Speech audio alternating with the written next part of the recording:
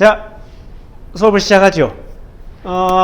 우리가 지금 마지막 한두 시간 정도쯤에 뭐 하고 있냐면은 현업에서 널리 사용되고 있는 벌크 마이크로 피직스 스킴은 어떻게 모델링을 하는가에 대한 이야기를 했습니다. 그죠? 우리가 지난 시간에 아주 간략하게 뭐에 대해서 이야기했냐면은 컨덴세이션하고 이베포레이션을 어떻게 계산하는가에 대해서 이야기했습니다. 그래서 지배 방정식을 쭉 풀어가지고 어떤 적분식의 형태로 나온 거를 써먹을 수도 있는데, 뭐 최근에는 그리고 그렇게 하는 모델들도 있습니다. 그런데 그렇게 하는 모델들도 있는데, 어떤 모델들은 어떻게 하냐면은 이른바 Saturation Adjustment 라는 기법을 쓴다고 했습니다. 클라우드가 기본적으로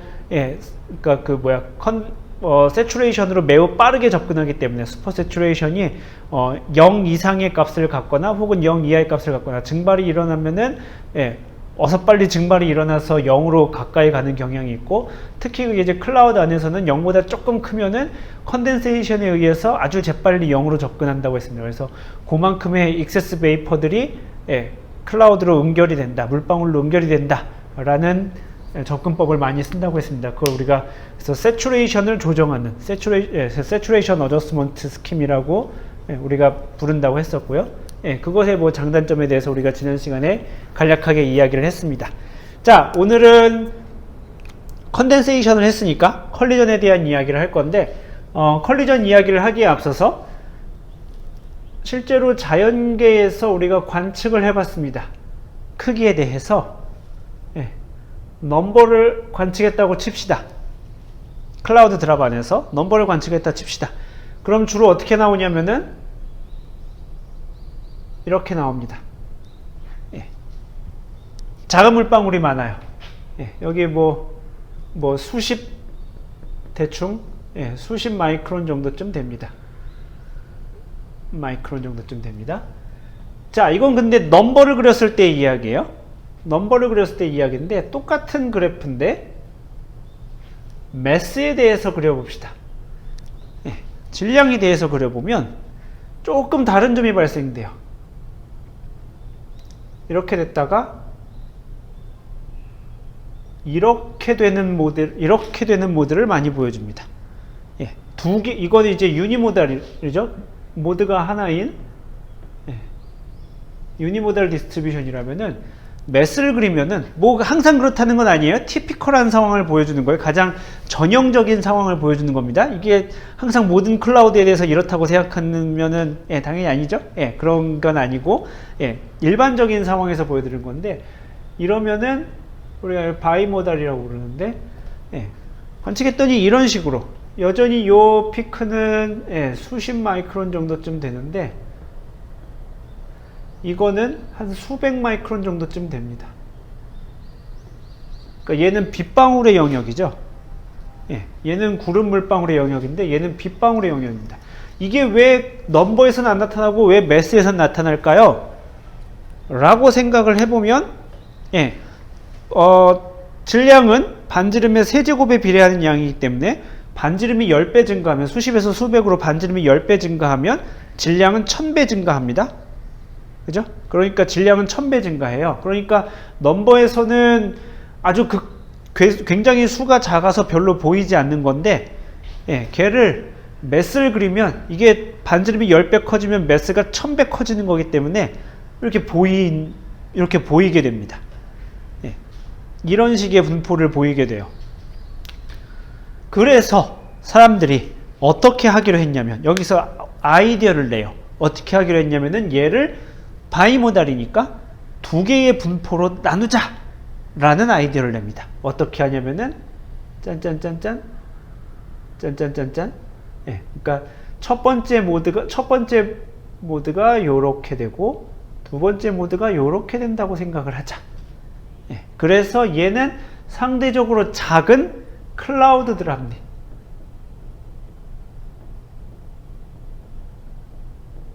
드랍에다가 뒤에다 LET라고 붙이면은 드랍릿이라고 읽고 작은 물방울을 뜻해요. 물방울은 물방울인데 작은 물방울 뜰 때 이렇게 드랍릿이라고 붙입니다. 얘는 상대적으로 크다. 그리고 수백 마이크론 정도쯤 되면은 떨어지죠. 땅으로. 터미널 벨로시티가 무시할 수 없는 값을 갖게 되고 떨어집니다. 그래서 얘는 우리가 레인드랍이라고 부르자. 예. 이렇게 카테고리를 나누자 라는 전략을 취하게 됩니다. 일반적인 벌크 모델에서 그래서 이렇게 클라우드 드랍릿과 레인드랍의 카테고리로 나누게 됩니다. 예. 그래서 일반적으로 레인드랍에서 웜레인을 다룰 때 총 3개의 카테고리가 됩니다. 첫 번째는 베이퍼, 수증기상, 얘는 기체상이에요. 예. 그 다음에 액체상인데 예. 클라우드 드랍릿, 작은 물방울, 상대적으로 작은 물방울, 그 다음에 레인드랍, 상대적으로 큰 물방울. 요 3개의 리즘으로 나누어서 예, 각각의 매스를 예측하게 됩니다. 각각의 매스를 예측하면 이제 싱글 모먼트가 되고요. 그 다음에 넘버를 더해서 예측하게 되면은 이제 저긴 거죠. 더블 모먼트 스킴이 되는 거죠. 예, 그런 식으로 예측을 하게 됩니다. 근데 생각해보면은 일단 베이퍼는 당연히 넘버를 예측할 필요가 없죠. 예, 왜냐하면은 모든 분자가 다 똑같이 질량이 정해져 있죠. 1몰 모이면은 18g이잖아요. 그죠? 예, 그거는 물방울은 크기에 따라서 다르니까, 물방울은 크기가 다 제각각이니까 넘버와 매스를 따로 예측하는 게 의미가 있는데, 예, 노파심에서 이야기하지만 베이퍼는 당연하게도 그럴 필요가 없습니다. 네, 당연히 그래요. 예, 그렇기 때문에 베이퍼를 넘버를 예측한다, 이건 넌센스의 이야기고, 베이퍼, 공기 중에 있는 수증기량의 질량을 예측하고, 클라우드 드랍릿의 넘버 예측할 수도 있고, 매스는 당연히 예측해야 되고, 넘버 예측할 수도 있고, 안 할 수도 있고. 레인드랍의 매스 당연히 예측해야 되고, 넘버 예측할 수도 있고, 안 할 수도 있고. 예, 이런 식으로 나누어서 일반적으로 계산을 하게 됩니다. 그래서 요 사이에 왔다 갔다 하는 과정을 물리적으로 계산하게 됩니다. 네. 우리가 지난 시간에 봤던 게 이것과 이것에 해당합니다. 그죠? 베이퍼가 클라우드 드랍릿으로 되는 게 뭐 때문에 가능하겠어요? 컨덴세이션 때문에 그렇게 되겠죠. 그죠? 컨덴세이션이 되면은 물방울이 수증기가 구름 물방울에 붙어서 증가하겠죠. 그죠? 구름 물방울의 양이 증가하겠죠. 예. 그 다음에 당연히 여기는 이베포레이션에 의해서 이렇게 되겠죠. 그 다음에 베이퍼가 레인드랍에도 갈 수 있겠죠. 당연히 컨덴세이션에 의해서. 예. 레인드랍이 증발해서 이베포레이션을 베이퍼를 만들 수 있습니다. 이베포레이션. 우리가 지난 시간에 배운 게 요 네 가지에 대해서 배운 겁니다. 그죠? 예. 그러니까 남은 게 요거 2개입니다. 예. 남은 게 요거 2개인데, 우선은 관찰해보니 이렇게 된다고 했어요. 첫 번째 우리가 생각할 게 사실 뭐냐면은, 그러면 얼마만큼 커야 레인드랍이고 얼마만큼 작아야 클라우드 드랍인가 하는 질문을 던질 수 있죠. 예, 도대체 얼마만큼 작아야 클라우드 드랍이고 얼마만큼 커야 레인드랍인가 할 수 있습니다. 사실 이 기준은 사실 좀 불분명합니다. 예, 딱히 딱 정해진 게 없긴 해요. 그런데 일반적으로 많이 쓰이는 것들이 있어요. 예, 첫 번째는 낙하 속도를 가지고 구별합니다. 예, 낙하 속도를 가지고 빨리 떨어지면 레인드랍이고, 예, 안 떨어져서 낙하를 무시할 만한 상황이 되면은 클라우드 드랍릿으로 치자, 이렇게 할 수 있습니다. 예. 두 번째는 저 분포의 최소값이 일반적으로 어디서 나타나는가를 봅니다. 요 최소값이 관측을 여러 번 해가지고 요 최소값이 대충 어디쯤에 나타나는가, 요거를 주로 봅니다. 그래서 해보니까 요 2개의 기준을 쓸 때마다 당연히 좀 달라지겠지만 대충 모델들마다 어떻게 하냐면은 이렇게 했더니 약 한 20에서 50 마이크론 정도 사이가 기준이 됩니다. 예, 그러니까 이건 이제 모델들마다 달라요. 어떤 모델들은 뭐 한 25 마이크론 정도쯤 쓰는 모델이 있고, 뭐 어떤 모델은 한 40 마이크론 정도 쓰는 모델들이 있습니다. 예, 그러니까 되게 아주 임의적이죠. 생각해 보면은. 예, 뭐를 클라우드 드랍릿으로 할 거니, 뭐를 레인 드랍으로 할 거니. 근데 야, 우리 모델은 25 마이크론보다 크면 레인 드랍이야 라고 할 수도 있고, 어떤 모델은 야, 우리 모델은 40 마이크론 이상을 레인 드랍으로 할 건데 라고 하는 겁니다. 굉장히 인위적이죠. 생각해보면은. 예. 그리고 두 개가 어떤 값을 쓰더라도 생각해보면 딱 떨어지는 게 있을 리가 없습니다. 낙하 속도를 하든 분포의 최소값을 하든 25하고 40 사이에 뭔가 드라마틱한 일이 일어나는 건 아닐 거고, 요 최소값이 나타나는 걸 본다고 하더라도 이게 뭐 당연히 생각해보면 그때그때 다르지 않겠어요? 그죠? 당연히 그때그때 다릅니다. 그렇기 때문에 어떤 값을 딱 써서 하기가 되게 애매한데, 그래도 어쨌든 뭔가 우리가 모델을 하려면은 값을 정해놓긴 정해놔야 됩니다. 예, 값을 안 정해놓을 수는 없으니까 정해놓긴 해야 되는데 굉장히 아티피셜합니다. 인위적이에요. 대체로 20에서 50 정도 사이의 값을 갖다 씁니다. 자, 그러면 이제 생각해보면 물방울이 처음에 사실 여기에 안 나와 있는 게 이제 뉴클레이션이 안 나와 있긴 합니다. 여기 있으려면 여기 있으면 되겠네. 뉴클레이션이 여기 있겠네요. 핵 형성 과정에 의해서 수증기에서 물방울이 조그만 게 형성이 됩니다. 그러다가 요 클라우드 드랍릿이 계속해서 컨덴세이션에 의해서 성장을 하죠. 성장을 하다가 우리가 지난 시간에 계속 우리가 모델에서 봤지만 어느 순간 그러니까 계속 가면 갈수록 성장 속도가 느려지죠. 그죠? 그래서 아주 손쉽게 계산할 수 있습니다. 예, 성장 속도가 점점 느려지기 때문에 일정 크기까지는 굉장히 빨리 증가하지만 점점 가면 갈수록 너무 천천히 증가해서 빗방울만한 것들이 형성되려면은 도저히 컨덴세이션으로는 형성이 안 됩니다. 예, 그렇기 때문에 레인드랍이 형성이 돼야 되는데, 이 레인드랍이 어떻게 되냐면 클라우드 드랍릿끼리 서로 부딪혀서 성장에 의해서 레인드랍을 형성합니다. 그게 우리가 빈 마이크로피시스 모델에서 컬리전 과정이라고 부르는 겁니다. 예, 그러면 여기서는 그래서 요 클라우드 드랍이 레인드랍으로 형성되는 요 과정을 두 가지로 나누는데, 첫 번째는 오토 컨버전이라고 합니다. 오토 컨버전은 뭐냐면 클라우드 드랍끼리 충돌을 해서 레인 드랍이 형성이 되는 경우입니다. 예, 클라우드 드랍과 클라우드 드랍이 서로 충돌을 해서 레인 드랍이 형성되는 경우를 우리가 오토 컨버전이라고 부릅니다. 한국어로 굳이 번역하면 이걸 자동 변환이라고 하는데요. 사실 무슨 뜻인지 모르겠죠? 자동 변환이 뭐야? 그랬는데 실제로 자동 변환이 그렇게 큰 의미가 없습니다. 그러니까 핵심은 뭐냐면은 사실은 같은 카테고리인 게 핵심인 거예요. 그러니까 사실은 같은 물질이에요. 클라우드 드랍하고 레인 드랍하고 뭐가 다르겠어요? 사실 H2O 리퀴드 똑같지 뭐. 예, 똑같은 H2O 리퀴드인데 크기로 아주 인위적인 크기로 구별해 가지고 그 장벽을 뛰어넘는, 예, 그래서 더 큰 것으로 성장하는 것을 우리가 오토 컨버전이라고 부릅니다. 그러니까 사실 오토 컨버전이 우리가 지금 현재 웜레인 과정만 다르기 때문에 클라우드 드랍에서 레인 드랍으로 형성되는 게 나오겠지만, 실제로는 더 있을 수 있겠죠. 그죠? 예, 예를 들면 조그만한 아이스 크리스탈이 뭐 뭉쳐가지고 스노우가 된다든지, 이런 것들도 사실 모델마다 다르긴 한데, 예, 모델마다 다릅니다. 예, 모델마다 다른데 그걸 이제 오토 컨버전이라고 부르는 모델들도 있습니다. 오토 컨버전 오브 아이스 크리스탈 혹은 아이스 파티클 뭐 이런 식으로.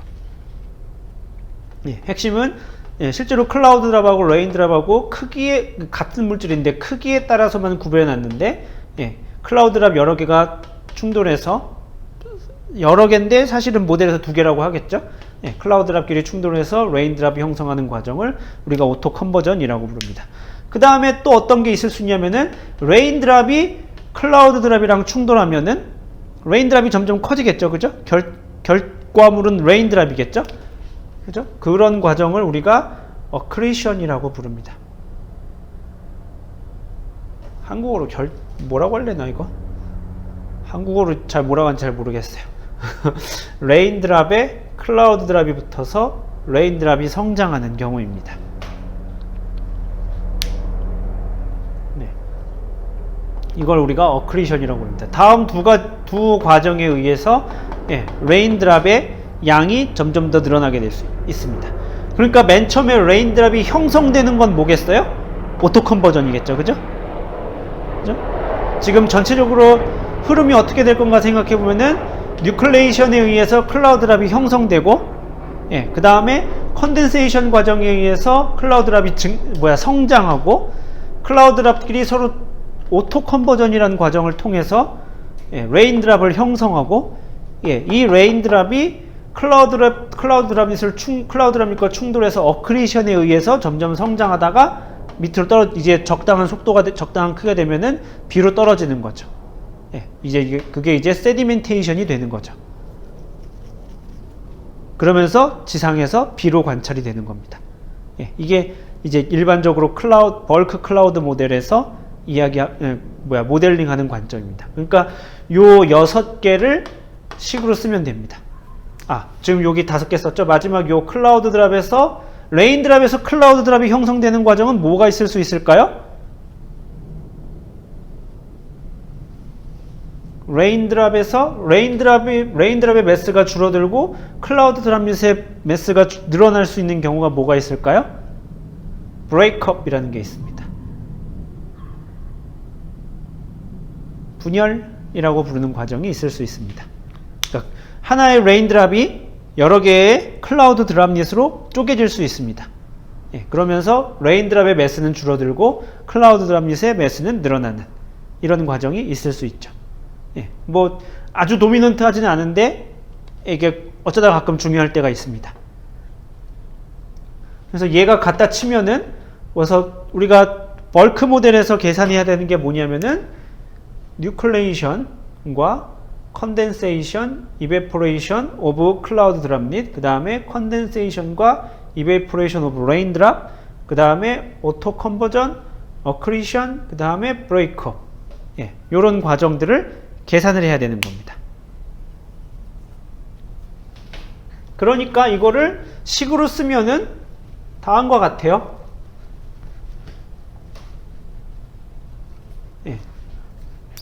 예를 들면은 DQC 오버 DT 클라우드 워터의 믹싱 레이쇼는 뭐에 의해서 증가할 거냐면은 컨덴세이션에 의해서 증가할 거고, 처음에 뉴클레이션부터 시작해야 되는구나.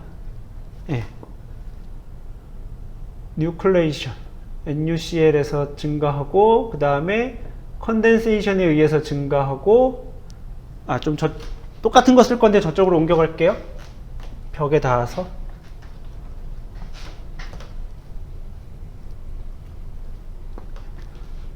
DQC 오버 DT는 잘 보이죠? 뉴클레이션에 의해서 증가할 거고, 컨덴세이션에 의해서 증가할 거고, 이베이포레이션에 의해서 감소할 거고, 그 다음에 그러니까 지금 요 세 텀을 쓴 거고, 그 다음에 오토 컨버전에 의해서 감소하겠네요. 그죠? 그 다음에 DQR 레인드랍의 여기는 컨덴세이션에 의해서 증가할 거고, 오토 컨버전을 감소하고 어크리션에 의해서도 감소하겠네요. 그 다음에 이베포레이션에 의해서 감소하고, 오토 컨버전에 의해서 증가할 거고, 어크리션에 의해서 증가할 거고. 그죠? 그 다음에 마지막으로 워터 베이퍼의 양은 어떻게 변할 거냐면 뉴클레이션에 의해서 감소할 거고, 컨덴세이션에 의해서는 감소할 거고, 이베포레이션에 의해서는 증가하겠죠. 이렇게 써 있습니다. 벌크 모델은. 그래서 각각의 텀을 계산해 주는 거예요. 생각해보면 여기서 총 몇 텀을 계산해야 되나요? 뉴클레이션 계산하면은 요거 1번이면은 여기 1번이 그대로 나와 있고, 그 다음에 컨덴세이션 계산해 주면은 레인드랍과 클라우드랍의 컨덴세이션을 각각 다르게 계산해 준다고 하면은 예, 여기에 이렇게 2, 3 여기 한꺼번에 컨덴세이션 여기서 빼주면 될 거고 이베포레이션, 이베포레이션, 이베포레이션. 그 다음에 오토 컨버전 여기 마이너스, 여기서 오토 컨버전 플러스. 여기서 어크리션, 아이고, 그럼 6번이지. 예. 어크리션 7번이면 여기 똑같이 어크리션. 그래서 7개의 과정을 계산해 주면은 지금 슥 보면 알겠지만 다 더하면 서로 없어지죠? 그죠? 이렇게 더하면 없어지죠? 유클리션 여기선 플러스, 여기선 마이너스잖아. 그죠? 컨덴세이션 여기서 플러스고 여기서 플러스인데 여기서 마이너스잖아. 이베포레이션 마이너스, 여기 플러스. 오토 컨버전 여기 마이너스, 여기 플러스. 어크리션 여기 마이너스, 플러스. 그러니까 여기를 세로로 모든 텀을 다 합치면 내추럴리 제로가 돼야 되겠죠? 무슨 말이냐면은 토탈 워터 컨텐트의 양은 항상 보존이 돼야 되겠죠. 그죠? 예, 토탈 워터 컨텐트의 양은 항상 보존이 돼야 될 겁니다. 그러니까 서로 이게 지금 여러분이 그래서 보면 뭘 알 수 있냐면은 결국 마이크로 피직스는 예, 페이즈 트랜지션을 다루는구나 라는 걸 알 수 있습니다. 상변이를 주로 다루고 있는 거구나 예, 라는 걸 알 수 있는 거죠. 엄밀히 말하면 얘하고 얘는 서로 다른 상은 아니지만 예, 그러니까 카테고리로 이렇게 나누고 카테고리 간에 어떻게 서로 변화하는가를 보는 거구나 라는 걸 알 수 있습니다. 그래서 실제로 마이크로피직스 코드를 들여다보면은 예, 요 지금 1번부터 7번까지 매겨져 있는 텀, 요 텀을 계산하게 되어 있습니다. 예. 가령 이런 거예요. 뭐 예를 들면은 이름 네이밍 규칙을 봅니다. 어크리션에 의해서 예, 클라우드 드랍릿이 레인 드랍으로 가죠. 예, 그러면은 뭐 예를 들어서 이런 식으로 씁니다. Q, 뭐 R, AC, C 뭐 이런 식으로 써요. 그러면은 믹싱 레이쇼 오브 레인 워터 by accretion from cloud. 예, 이런 식으로 네이밍 규칙을 붙이는 거죠. 뭐 Q, R, 아까 여기마다 다 다릅니다. 뭐 이렇게 쓰면은 예를 들면은 믹싱 레이쇼 오브 레인 워터 과정은 오토 컨버전, 그 다음에 출발은 클라우드 드랍릿. 뭐 이런 식으로 쓰는 거죠. 그 다음에 예를 들면 QC 뭐 컨덴세이션, 예, 컨덴세이션, 그 다음에 from vapor 뭐 이런 식으로 쓰는 겁니다. 네이밍 규칙을 이렇게 모델에 맞춰서 쓰고 그 다음에 얘네들을 이렇게 주로 계산하는 거예요. 예, 요 7텀을 말하자면 여기 계산식이 있는 겁니다. 이게 뭐 saturation adjustment에서 했든 뭐에 했든 뭐 이렇게 됩니다. 그렇게 해서 그 7텀들을 쭈루룩 계산해서 각각의 여기다가 맞게 집어넣고 예, 요걸 업데이트하는 거죠. 예, 그런 식으로 되도록 모델이 코딩이 되어 있습니다. 예, 그러니까 뭐가 되게 좀 다른 듯 같은 듯 하죠. 예, 우리가 빈 마이크로 피직스 모델은 다이렉트하게 우리가 풀고 예, 얘는 이렇게 뭐 이런 가정들을 쓴다든지 혹은 뭐 적분식을 직접 적분한다든지 해가지고 예, 요 각각의 7텀들을 쪼르륵 계산해 놓은 결과를 가지고 얘를 이렇게 한 번에 업데이트하게 됩니다. 그래서 모델 코드를 여러분들이 나중에 들여다 보시면은 다 이런 식으로 실제로 되어 있어요. 얘 계산하고 얘 계산하고 얘 계산하고 점점점 계산해서 마지막에 얘를 뭐 DQC는 그럼 어떻게 될까? 요거 계산 쪼르륵 계산해서 곱하기 DT 해주면 되겠죠. 예, 쪼르륵 계산해서 곱하기 DT 해주면은 마이크로 피직스에 의한 예, 업데이트가 되겠죠. 이렇게 해줍니다. 여긴 지금 우리가 웜레인이니까 베이퍼, 클라우드 드랍릿, 레인 드랍 했어요. 이걸 우리가 모델에서 카테고리라고 불러요. 하이드로미티어를 대기 수상을 이렇게 여러 개의 서브 카테고리로 나누는 겁니다. 그러면 우리가 나중에 콜드레인 과정을 다루고 싶어요? 그럼 여기다 추가하는 개념입니다. 예, 아이스 크리스탈을 추가하고 스노우를 추가하고 그라우펠을 추가하고 헤이를 추가해서 그러면은 각각의 예, 이렇게 왔다 갔다 다른 카테고리와 왔다 갔다 하는 과정은 무엇이 있는가를 보는 겁니다.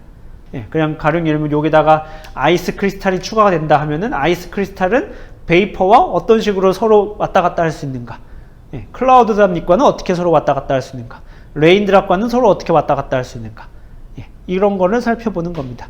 이게 벌크 마이크로 피직스의 기본적으로 모델링 철학입니다. 네, 자, 이게 기본적으로 그래서 이렇게 돼 있고 우리가 지난 시간에 그래서 봤던 게 컨덴세이션과 이베포레이션을 다뤘습니다. 자, 오늘은 컬리전에 대해서 할 건데 컬리전을 다루는 과정이 크게 지금 오토 컨버전과 어크리션 이렇게 두 개가 있습니다. 그죠? 예, 나머지는 지난 시간에 했던 겁니다. 컨덴세이션, 이베포레이션, 예, 이렇게 했습니다. 지금 남은 게 오토 컨버전, 어크레이션 이렇게 남았습니다. 뉴클레이션은 안 하고 일단 건너뛰고 예, 우리 빈 모델에서도 뉴클레이션은 건너뛰었죠. 예, 사실 좀 어려워요, 구현하기가. 제일 좀 귀찮은 작업이고 좀 그렇습니다. 그래서 일단 건너뛰었고요. 자, 오토 컨버전하고 어크레이션을 어떻게 다룰까 생각해 봅시다. 먼저 오토 컨버전부터 해봅시다. 시작하기에 앞서서 하나 높아심에서 이야기하면은 오토 컨버전은 실제로 존재하는 물리 과정이라고 말하면 애매합니다. 얘는 실제로 존재하는 물리 과정이라기보다는 전적으로, 거의 전적으로 모델링의 관점입니다. 그죠? 아까 이야기했지만 스레이숄드 얼마 이하의 물방울이 서로 충돌해서 스레이숄드 그 값 이상을 갖는 물방울이 형성되는지를 보자 라고 하는 거니까 자연계에서는 그걸 딱히 구별해야 될 이유가 없습니다. 그죠? 자연계에서는 그냥 컬리전이지. 그래서 오토 컨버전을 프로세스라고 부르면 조금 애매합니다. 실제로 오토 컨버전을 프로세스라고 잘 부르지 않습니다. 오토 컨버전은 프로세스가 아니에요. 컬리전은 프로세스고 컨덴세이션은 프로세스고 이베포레이션도 프로세스지만 오토 컨버전은 프로세스가 아닙니다. 그냥 오토 컨버전 과정을 파라메트라이제이션 하는 겁니다. 자, 오토 컨버전 과정을 이게 실제로 무슨 일인가 생각해 보면은 아까도 얘기했지만 클라우드 드랍릿에 대한 분포가 있을 겁니다. 그 여러분들 뭐 감마 펑션 뭐 이런 거 있을 겁니다. 감마 펑션으로 했다 칩시다. 뭐 그걸 우리가 F의 M이라고 합시다. 그러면 우리가 컬렉션 이퀘이션을 지배하는 방정식을 우리가 알고 있죠. FM 그 다음에 M-M' K의 M', M-M'을 dM'에서 인테그랄 0부터 M까지 이렇게 하면 요게 dF의 M 오버 dt 이렇게 됐었습니다. 여기 앞에 뭐 중복을 방지하기 위해서 2를 이렇게 붙여주면 되고, 이게 우리가 잘 알고 있는 이게 스토캐스틱 컬렉션 이퀘이션이었습니다. 자, 그러면 스토캐스틱 컬렉션 이퀘이션에서 얘를 클라우드 드랍릿으로 치고, 그럼 얘도 F가 클라우드 드랍릿입니다. 클라우드 드랍릿의 넘버 컨센트레이션, 이미 이건 우리가 알고 있는 이야기입니다. 감마 펑션이죠, 그죠? 그죠? 무슨 이야기 하는지 이해를 하셔야 됩니다. 요 감마 펑션이에요. 감마 펑션. 컬리전 커널이 어떻게 생겼더라? 다시 한번 써보면 파이의 질량이니까 크기로 그냥 바꿔서 뭐 R1 더하기 R2의 제곱의 절대값 VT의 R1 마이너스 VT의 R2 곱하기 에타 이렇게 해주면 됩니다. 자, 얘는 알고 얘는 알겠는데 뭐 요까지도 알겠는데 터미널 벨로시티를 함수식으로 표현하는 거, 여러분들 비어드 논문을 보면 알겠지만 그리 만만한 작업이 아니었죠? 그죠? 함수식으로 당연히 근사가 안 됐었죠? 이렇게 세 개의 리즘으로 나눠가지고 막 별의별 이상한 복잡한 식이 다 나왔었죠? 기억나시나요? 결코 간단하게 뭔가 파라미터 젠들이 안 될 것 같이 생겼습니다. 에타, 여러분들 혹시 컬렉션 이퀘이션을 모델에 완성하셨나요? 오늘 발표를 들어보면 알겠죠? 실제로 에타를 할 커널을 실제로 보면은 뭐 되게 복잡하게 생겼죠? 큰 드랍과 그 다음에 작은 드랍과 큰 드랍 사이의 레이쇼를 가지고 막 했는데 표로 만들긴 했는데 걔를 여러분들이 나중에 그림을 그려보면 알겠지만 결코 그림으로 쉽게 안 나오게 생겼어요. 당연히 그게 나오면 세상이 그렇게 호락호락 할 리가 없습니다. 엄청 어려워요. 그러면은 컬렉션 커널을 위해서 식으로 나타나는 게 안 되면 당연히 이게 적분이 안 되겠죠. 그죠? 당연히 이게 적분이 안 될 겁니다. 이건 이제 이렇게 되면은 질량이 M인 드랍의 넘버 컨센트레이션이 증가하게 될 텐데, 우리는 지금 그렇게 해서 레인드랍이 생성되는 게 필요한 거죠. 그죠? 무슨 말인지 이해가 되시나요? 질량이 M' 녀석과 M-M' 녀석 둘이 만나가지고 질량이 레인드랍 카테고리 이상을 넘어가는 게 어떻게 증가하나를 보자가 오토 컨버전입니다. 그죠? 클라우드 드랍릿과 클라우드 드랍릿이 만나서 예, 레인드랍이 형성되는 걸 보자 한 거니까. 이렇게 계산하면은 요게 지금 질량이 m인 게 나온다고 그랬어요. 우리의 관심사는 무언가요? 다시 합치는 거죠. 나온 질량이 예를 들면은 그 스레숄드 m 스타부터 무한대까지 예를 들어서 다 합쳐주면 얘가 오토 컨버전 레이트가 되는 거죠.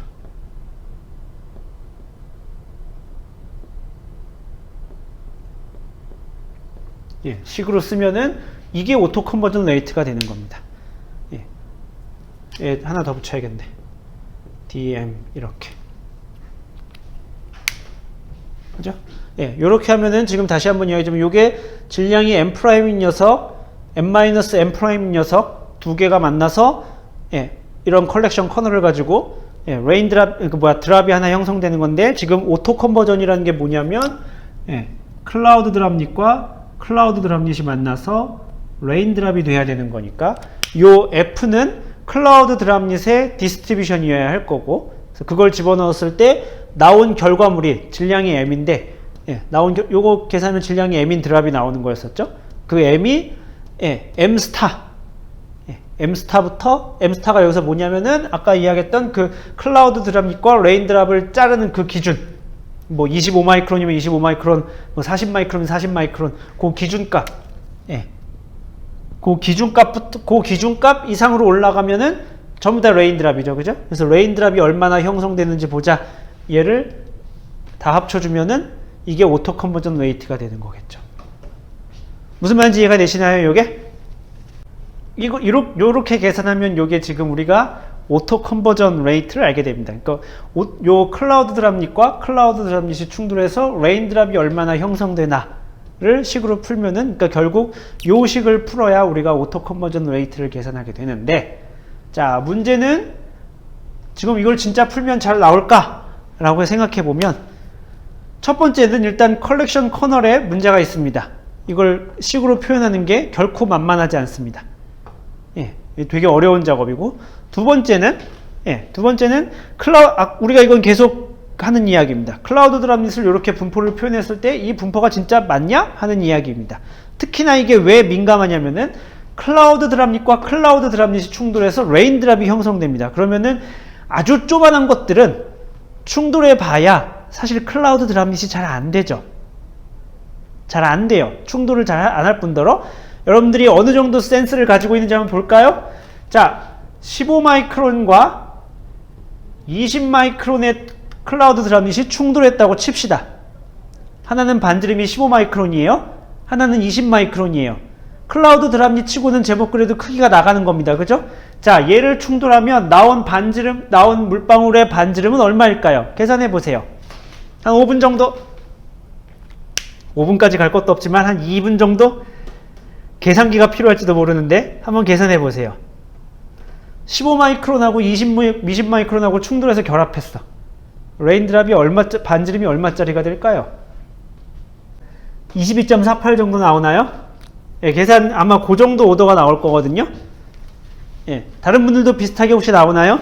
예, 15의 이거 매스는 아래 세제곱이죠? 그죠? 매스가 아래 세제곱에 비례하죠?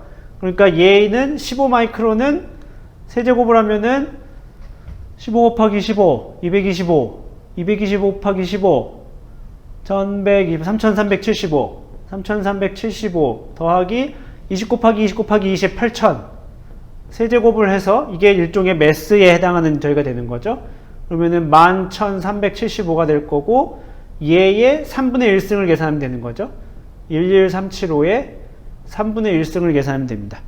이게 그러면은 25 곱하기 25를 하면 625고 6 곱하기 25를 하면은 1250에 3 얼마야? 3125를 더하기 때문에 25의 세제곱이 얼마냐면 15625입니다. 그러니까 11375 25의 세제곱만큼도 안 됩니다. 그러니까 아마 22점 얼마가 아마 비슷하게 그래서 맞을 겁니다. 그 계산기로 눌러보시면 돼요. 11375의 세제곱이 얼마인가. 예. 11375의 3분의 1승이 얼마인가 계산기로 눌러보면은 22.48이 나오나 봅니다. 자, 뭘 할 수 있나요? 15마이크론하고 20마이크론하고 부딪혔는데 아직 갈 길이 멀어요. 22.48밖에 안 돼. 예. 되게 멀어요. 이 정도쯤 되면은 적어도 25마이크론 넘겠지 하고 대부분들 기대하지 않았을까요? 예. 15하고 20하고 결합하면 설마 35라고 예상한 사람은 없겠지만, 예. 그렇지 않더라도 뭐 30은 바라지 않더라도 25는 당연히 넘지 않을까라고 보통 시켜보면은 이렇게 우리의 직관은 항상 그렇게 대답을 해요. 25마이크론보다는 크지 않을까? 근데 실제로 생각해보면, 계산해보면 23마이크론도 안 돼요.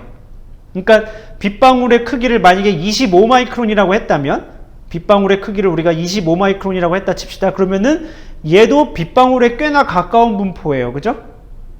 15마이크론이니까. 얘는 진짜 생각해보면 얼마 안 있으면 빗방울이 될 녀석인 것 같죠? 예. 그 두 개가 결합했는데도 여전히 빗방울 리즘이 아니에요. 실제로 계산을 해보면. 예, 그러면은 오토 컨버전에 의해서 빗방울이 형성되려면 진짜 끝부분이어야 되겠죠. 그죠? 클라우드 드랍의 진짜 끝부분끼리 결합을 해야 되겠죠. 무슨 말인지 이해가 되시나요? 예, 진짜 끝에 있는 것끼리 진짜 좀 있으면은 진짜 한 빗방울이 될 것 같아. 한 23마이크론, 뭐 24마이크론 뭐 이 정도쯤 되어야 결합을 하면은 빗방울이 될 것 같은 25마이크론의 그 장벽을 뛰어넘을 수 있을 것 같단 말이죠. 자, 그런데 실제로 클라우드 드랍릿을 이렇게 우리가 감마 함수로 근사를 시키면 여기가 제일 넘버가 제일 많다는 소리죠. 그죠? 여기가 제일 넘버가 제일 많다는 소리잖아. 이쪽은 상대적으로 되게 적죠. 그러면은 여러분들이 이걸 피팅을 한다고 쳐요. 어디에 맞출 것 같아요? 당연히 여기에 맞추지 않겠어요? 피팅을 할 때? 넘버가 많은 곳에 맞춰야 잘 맞는 피팅 함수가 되죠. 그죠? 그러니까 실제로 피팅을 하면은 요 부분에선 잘 맞아요. 요 부분으로 갈수록 실제 넘버 컨센트레이션도 작아지고 플럭추에이션도 커지다 보니까 실제로 감마 펑션에 의해서 피팅을 했을 때, 감마 디스트리뷰션을 피팅을 했을 때 요 부분에서는 상대적으로 오차가 커질 수 있죠. 그런데 지금 오토 컨버전은 뭐에 의존하고 있어요? 지금 요쪽의 분포에 매우 크게 의존을 하고 있죠. 그죠? 오토 컨버전이 되려면은 충돌을 해야 되는 게 15, 20 갖고는 택도 없어요. 지금 뭐 20, 20 붙여놔야 대충 될래나? 20, 20 붙이면 20 마이크론이 넘겠네. 그죠? 20 마이크론이 8000이니까 곱하기 2 하면 16000이 되니까 그러면 25 마이크론이 넘겠네. 20 마이크론하고 20 마이크론하고 충돌을 해야 간신히 25 마이크론, 25점 몇 정도쯤 될 거예요.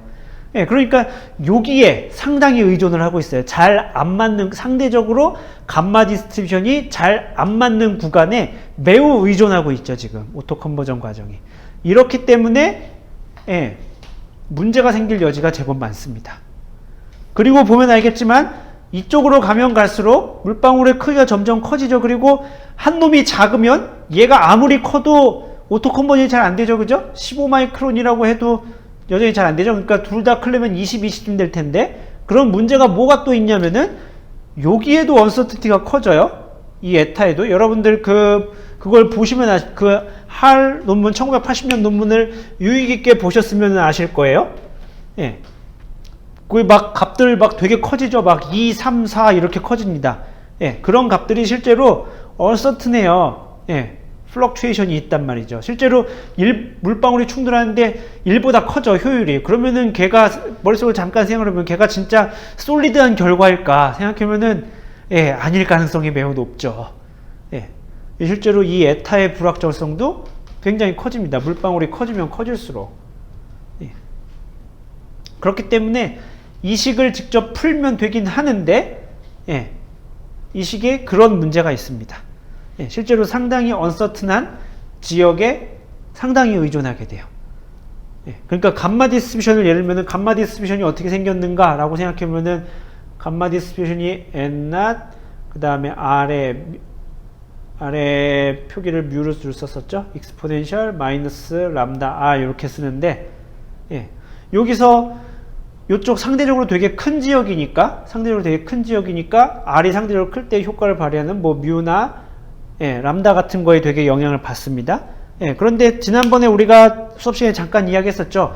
뮤나 람다 같은 거를 정할 때 일단 뭐 이렇게 막 가정이 되게 많이 늘어났어요. 기본적으로 n0하고 뮤하고 람다 3개를 예측해야 되는데 우리가 일반적인 벌크 스킴에서는 예측한 게 2개밖에 없었죠.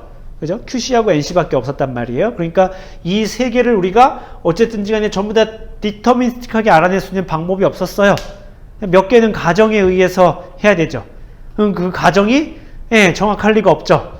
그러니까 얘네들이 되게 언서튼한데 얘네들에 의해서 요 끝에가 되게 자주 변합니다. 심하게 변해요. 근데 그것에 상당히 의존하는 파라메트라이제이션입니다. 그러니까 매우 틀리죠.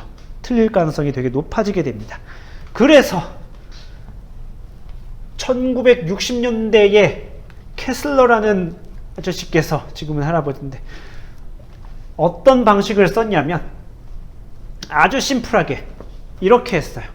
오토 컨버전 레이트를 어떻게 계산하니? 라고 하면은 오토 컨버전에 의해서 증가하는 레인 레이트의 양을 어떻게 쓰기로 했냐면 그냥 심플하게, 정말 심플하게 알파의 QC- QC0라고 이렇게 띡 써버렸어요. 이 식을 그래프를 그려볼까요?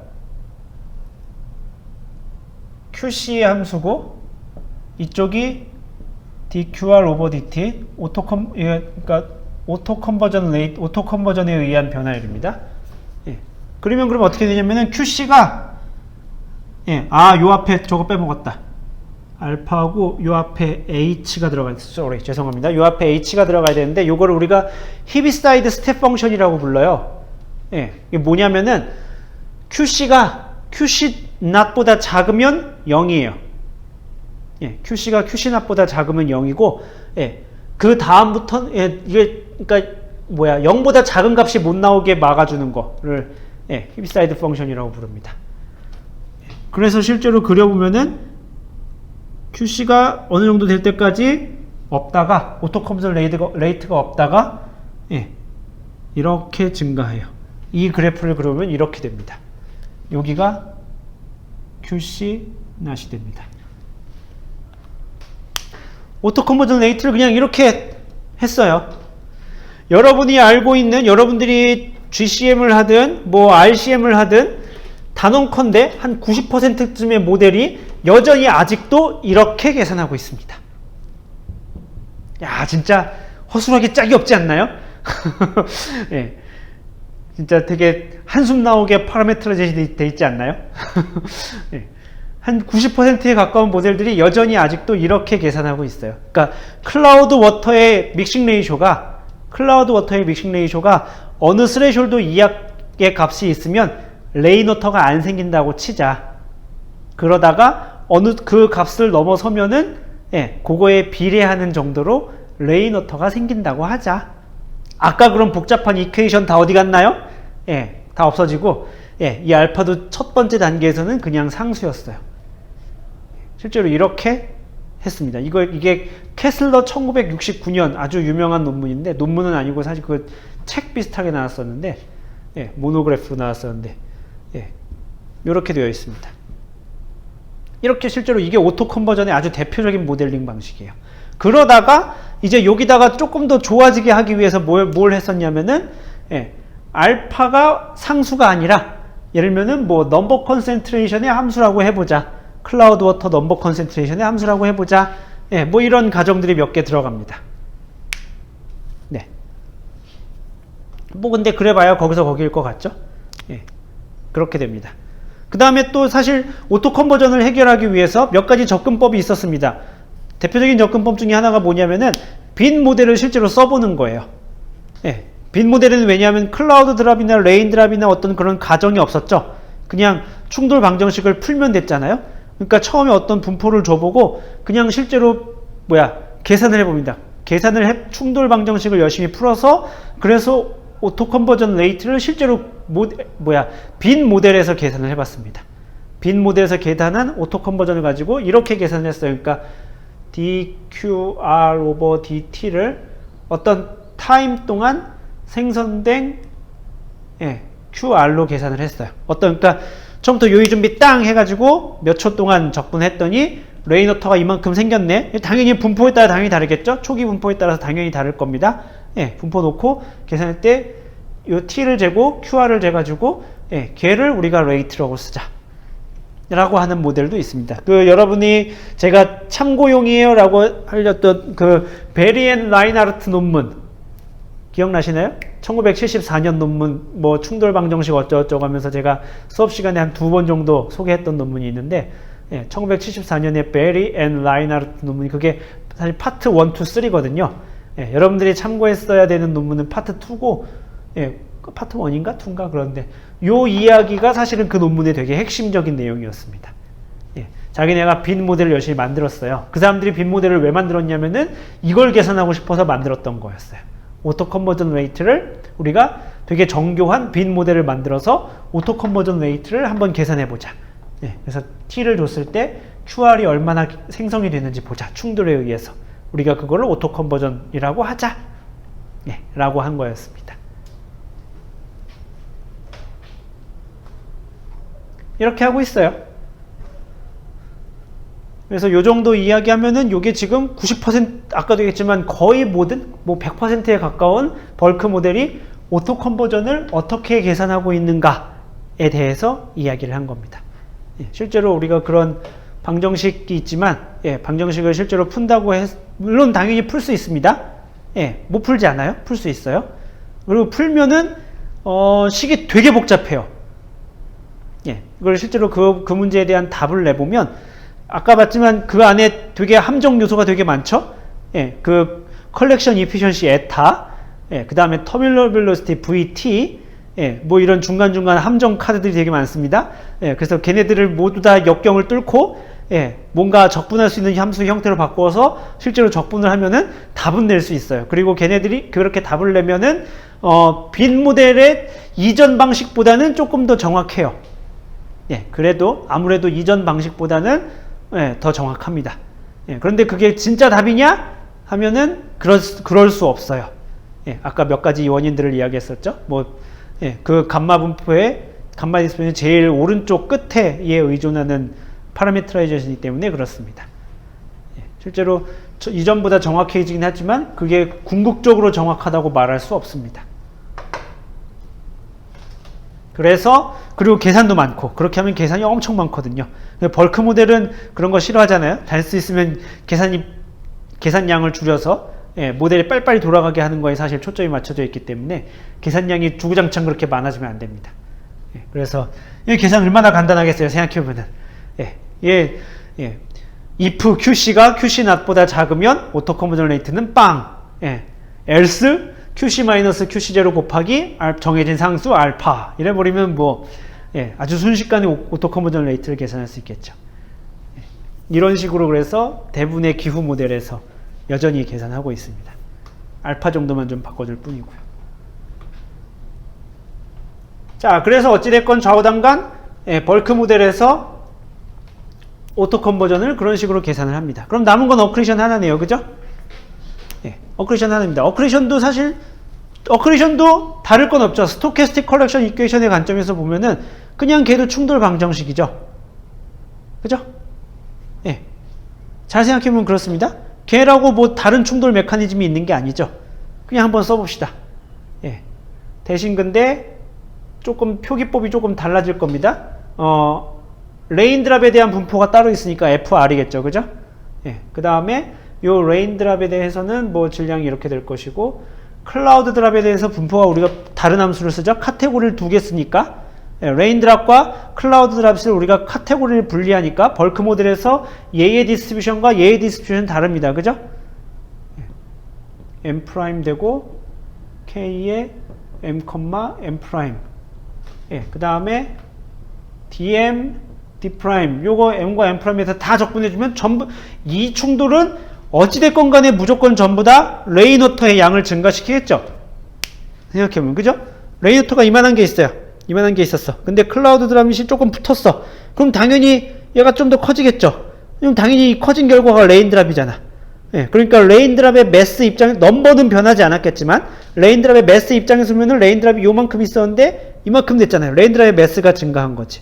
그죠? 그러니까 레인드랍과 클라우드 드랍이 붙으면 무조건 얘는 레인드랍을 증가시키죠. 그러니까 이게 어크리션 방정식은 무조건 이렇게 쓰여집니다. 모든 영역에 대해서 다 적분해주면 이게 어크리션이 되는데, 자, 얘는 문제가 없는가 생각을 해보면 얘의 아주 크리티컬한 문제는 사실 뭐냐면은 요 안에 있어요.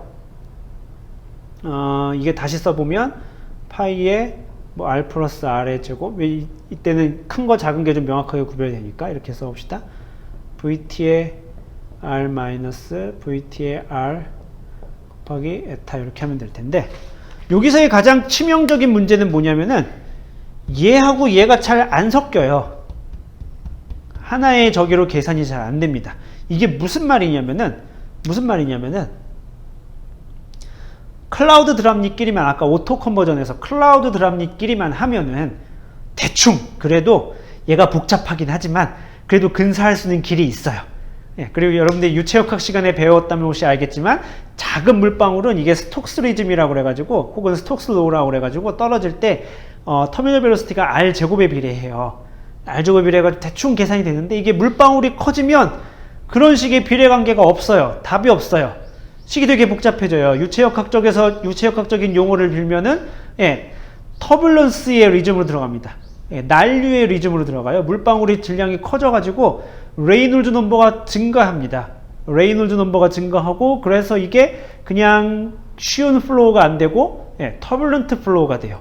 그래서 유체역학적인 방정식으로 풀기가 뭐 아까 얘기했던 스톡스 로우 같은 어떤 이름이 붙는 로우가 등장할 수가 없는 환경이 돼버려요.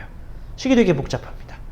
그러니까 이거를 이렇게 뭐 빼가지고 절대값을 쓴다? 예, 이거 언감생심인 이야기가 됩니다. 이걸 함수식으로 표현하기가 굉장히 어렵게 됩니다. 예, 그래서 실제로 적분이 힘들어요. 그래서 보통 어떻게 하냐면은, 예, 벌크 모델에서 과감하게 일단 얘를 제로로 날립니다. 예, 클라우드 드랍릿의 터미널 벨로시티 따위는 없어 라고 제로로 날려버립니다. 그러니까 이거에 비해서 무시할 만큼 작아. 예, 레인드랍이 훨씬 빨리 떨어지지 뭐 클라우드 드랍이 떨어져 봐야, 예, 날려버립니다. 그 다음에 얘를 뭐 이제 그 다음에 이제 뭔가 이제 적분할, 이걸 빼가지고 절대값하는 것보다는 그래도 훨씬 더 쉬운 세상에 들어가겠죠? 이걸 0으로 날려버리면은 아마 그렇게 될 겁니다. 0으로 날리면 일단 절대값을 씌울 필요가 없어지죠? 예, 절대값 씌울 필요가 없어질 겁니다. 그 다음엔 얘를 뭐 어찌됐건 간에 안 맞거나 안 맞겠지만 함수식으로 표현을 하면은, 예, 그나마 조금 상황이 나은 상황이 될 겁니다. 그래갖고 무언가 적분을 해서, 예, 결과를 내보낼 수 있습니다. 열심히 그래서 계산을 해보면은 보통의 경우에, 예, QC 곱하기 QR의 알파승 이런 식으로 결론이 됩니다. 그러니까 DQR 오버 DT의 어크리션에 의한 양은 요것에 보통 비례합니다. 예, 그러니까 식 보면 근데 당연하지 않나요? QC가 많아지면 많아질수록 어크리션이 잘 일어나고, 레인드랍이 많아지면 많아질수록, 예, 어크리션이 많아진다. 뭐 이런 당연한 말씀 감사합니다 같은 소리를 하고 있어. 뭐 이런 느낌이 드는 식입니다. 되게 아주 심플해요. 예. 이런 식으로 실제로 많이 계산합니다. 이게 뭐야? 벌크 모델에서 어크리션을 파라메트라이제이션 하는, 예, 가장 널리 알려진 식입니다. 예, 그러니까 지금 보면 알겠지만 무언가 충돌 방정식을 계산한다거나 그런 게 아니라 가능한 한 간단한 형태로, 특히, 예, 간단한 형태로 우리가, 예, 얘를 이렇게 좀 나타내는 쪽에 약간 초점을 맞추고 있어요. 실제로 식을 푸는 게 굉장히 복잡하기 때문에 그렇습니다. 예, 그러니까 우리가 왜 보통 모델을 튜닝한다고 그러잖아요. 예, 그죠? 모델 파라미터 값을 이렇게 바꿔가지고 모델이 잘 맞도록 한다고 그러죠. 예, 뭘 바꾸겠어요? 예, 지수 바꾸고, 예, 그 다음에 조금 한 단계 나가면 뭐 하겠어요? 여기랑 여기 지수를 조금 바꿔보고, 예, 그런 거 하겠죠. 그 다음에 요 앞에다가 붙는 상수값 조금 바꿔볼 거고, 예, 그 다음에 아까 오토 컨버전 어디 갔어? 오토 컨버전 같은 경우에는 뭐 알파 곱하기 뭐 QC 마이너스 QC 낫이랬다면서요? 예, 알파 값 바꿔볼 거고, QC 낫 값 바꿔볼 거고, 예, 알파를 뭐 적절히 뭐 넘버 컨센트레이션이 바뀜에 따라서 알파가 좀 바뀌게, 예, 모델링을 좀 해볼 거. 왜냐면은 넘버 컨센트레이션이 많으면 많을수록 생각해보면 물방울의 크기가 작다는 소리니까, 똑같은 QC에 대해서도 넘버 컨센트레이션이 많으면 개개의 물방울이 좀 작다는 소리겠죠? 그럼 오토 컨버전이 잘 안 일어나겠죠, 그죠? 예, 그러니까 넘버 컨센트레이션에 반비례하도록 뭐 요 상수를 이제 조절해주고, 예, 막 파라미터를 맞도록 이제 막 고쳐주는 거죠. 맞도록 고쳐준다는 게 그걸 무슨 뜻이겠어요? 실험을 했더니, 실험을 해서 실제 관측값과 유사하게 나오도록 예, 혹은 상위 모델의 결과와 유사한 값이 나오도록 저런 파라미터 값들을 계속 바꿔가면서 실험을 하는 거죠. 예. 그나마 좋은 거는 예, 실험했을 때 답은 빨리 나오니까 예, 답은 빨리 나오니까 여러 번 실험할 수 있는 여지는 되는데 단점은 뭘까요? 예, 이 동네에 맞았는데 막 저 동네에 안 맞는 경우가 생깁니다. 예. 그리고 이렇게 막 열심히 해서 맞춰놨어요. 잘해서 맞춰놨어. 그런데 예를 들면 다른 스킴, 뭐 예를 들면은 뭐 레디에이션이 됐든 혹은 큐뮬러스 파라메트라이제이션이 됐든 예, 그 스킴을 고쳤더니 더 안 맞아. 예, 그 스킴들은 더 좋아지려고 그랬는데 안 맞아. 왜냐면은 이게 안 맞는 부분을 해가지고 막 이렇게 맞추도록 조정한 건데 예, 그쪽 부분을 맞으면 엄한 데 가서 이제 막 틀려지고 이런 경우가 발생하는 거죠. 예, 이런 문제가 생깁니다. 그래서 벌크 모델을 튜닝해서 맞춘다는 게 그래서 그런 여러 가지 문제점들을 안고 있습니다. 근데 이제 그럼에도 불구하고 뭐 그게 효율적이기도 하고 다른 방법이 달리 없거나 속도가 너무 느려서 예, 그렇게 우리가 모델링을 하고 있는 겁니다. 예, 어크리션을 그렇게 하고 있습니다. 제가 너무 벌크 모델이 너무 나쁜 점만을 이야기하는 것 같은데 예, 좋은 점 많아요. 실제로 좋은 점 이야기하면 그거 말고는 대안이 별로 없어요. 예, 그거 말고는 별로 대안이 없습니다. 예, 뭐 안에 있는 마이크로 피직스 과정을 계산해? 도대체 어떻게 하겠다는 거야? 예, 안에 있는 물방울 크기마다 숫자를 계산하겠다고? 미친 거 아니야? 뭐 이렇게 되는 거예요. 예, 실제로 현실적인 수준에서 유일하게 계산할 수 있는 방법입니다. 예, 근데 이제 그런 게 이러저런 문제점을 가지고 있다라는 것 정도인 거죠. 그래서 예, 이런 식의 과정을 통해서 벌크 모델이 계산을 합니다. 그래서 사실 우리가 시간이 조금 남았으면은 이것도 해보려고 그랬어요. 모델링을. 예. 예. 그래서 빈 모델 하나, 벌크 모델 하나 만들어서 빈 모델, 벌크 모델 막 결과도 비교해보고 뭐 이런 거를 해보시면 좋지 않았을까라는 생각을 했었더랍니다. 근데 뭐 시간이 충분하지가 않네요.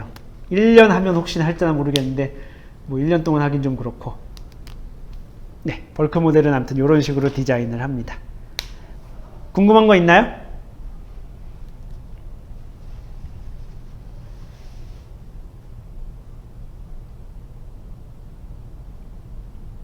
여러분이 갖고 있는 모델에 그러니까 뭐 100%예요. 예.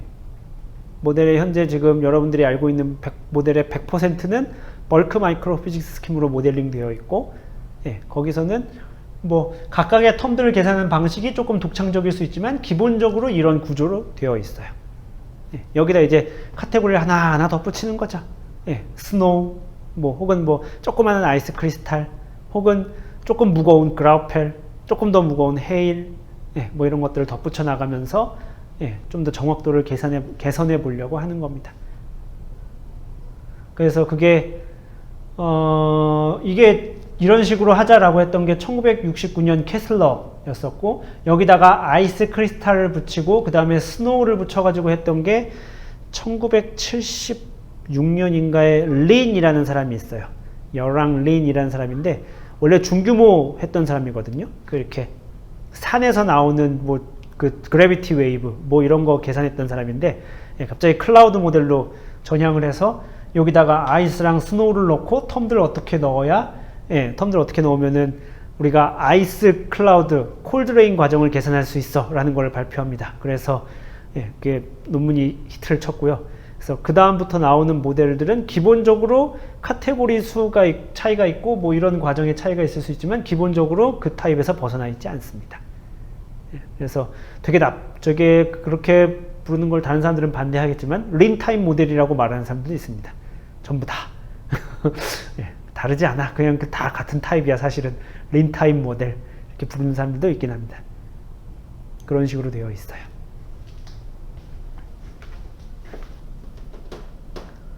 레인드랍 성장이 어느 정도씩 기여도가 정량적인 수치, 예, 정량적인 수치들을 실제로 계산을 하려는 시도가 있습니다. 왜냐하면은 벌크 모델에서 각각의 텀들을 다 계산할 수 있죠. 각각의 텀들에 의한 이 기여율들을 다 계산할 수 있을 거 아니에요. 생각해보면은.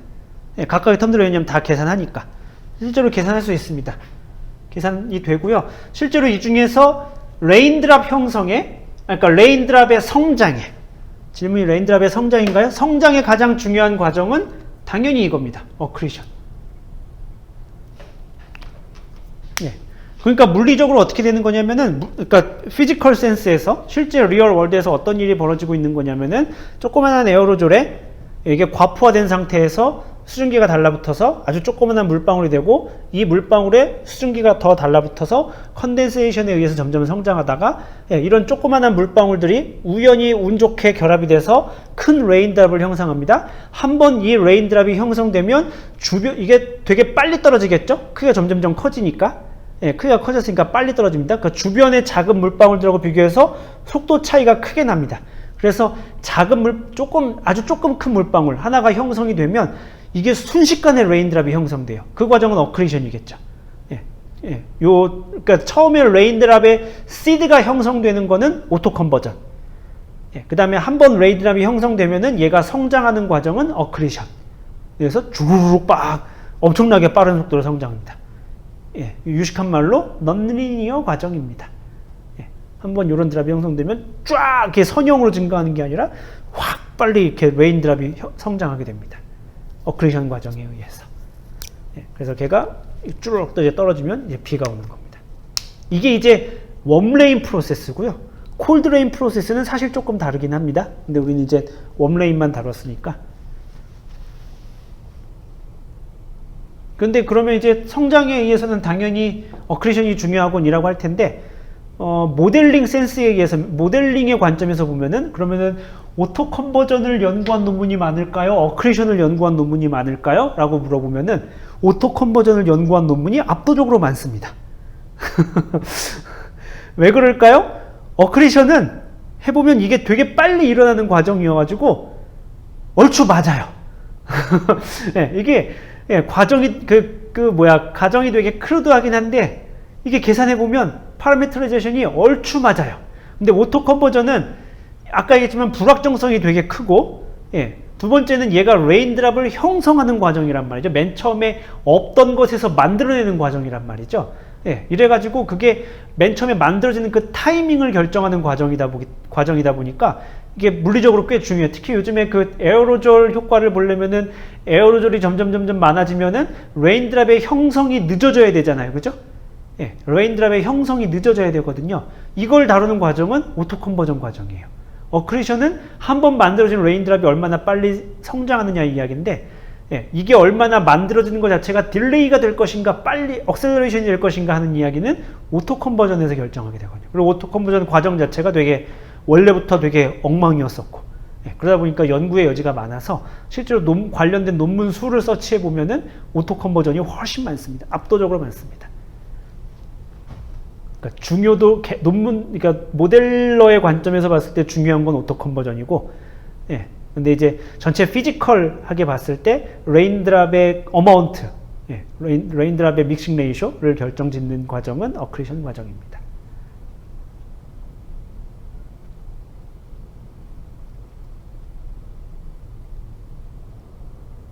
실제로 그런 연구들 되게 많아요.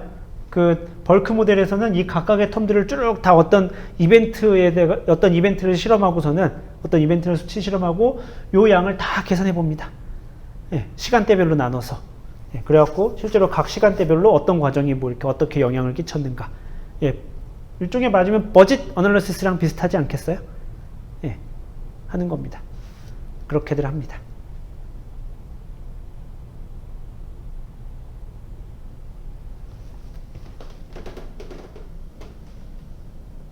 또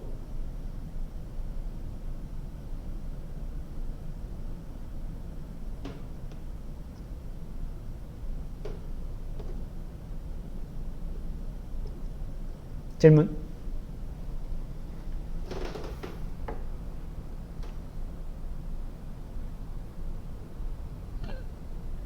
없나요? 질문? 다 알겠나요? 이렇게 하면은 그래서 우리가 벌크 마이크 웜레인, 그러니까 이렇게 요 정도 설명을 들으면은 사실 이제 웜레인 벌크 마이크로 피직스 스킴을 우리가 사실 만들 수 있습니다. 뭘 만들긴 하나도 모르겠구만 뭐 이럴 수 있겠지만, 뉴클레이션, 컨덴세이션, 이베포레이션은 무시가 가능할 정도로 기여가 작은가요? 아까 얘기했지만 걔네들은 맨 처음 형성 과정에 주로 기여를 합니다. 그러니까 작은 클라우드 드랍이 맨 처음에 생기고 걔네가 맨 처음 아주 작은, 그러니까 한 20 마이크론 미만, 반지름이 20 마이크론 미만까지 성장하는 데에만 결정적인 영향을 하고요. 레인드랍의 관점에서, 레인드랍의 매스의 관점에서 보았을 때는 무시할 만합니다.